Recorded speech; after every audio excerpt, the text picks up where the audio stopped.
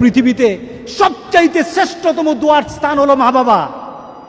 ওই মা বাবা যদি হাত পাতে আরশ পর্যন্ত পৌঁছে যায়, ওই মা বাবা যদি বদদুয়া করে, পৃথিবীর সব তীর সব টার্গেট মিস হতে পারে, কিন্তু মা বাবার বদদুয়া কখনো মিস হয় না, কখনো মিস হয় না। আর সন্তান মা বাবার জন্য যখন দোয়া করে, পৃথিবীর কোনো হুজুর, পৃথিবীর কোনো বুজুর্গ ব্যক্তির দোয়া কবুলের ব্যাপারে সন্দেহ থাকতে পারে, কিন্তু সন্তান যখন মা বাবার জন্য দোয়া করে, এই দোয়া আল্লাহ ফেলে দেয় না। সুবহানাল্লাহ।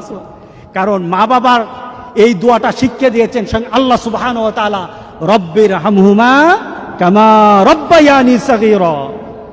আপনি কবরে থাকবেন, আপনি প্রত্যেক নামাজে আপনার সন্তান দোয়া করবে আপনার জন্য, রব্বির হামহুমা কামা রব্বায়ানি সাগীরা। পড়েন, মা বাবার জন্য দোয়া করেন প্রতি নামাজে বলেন মা বাবার জন্য, রব্বির হামহুমা কামা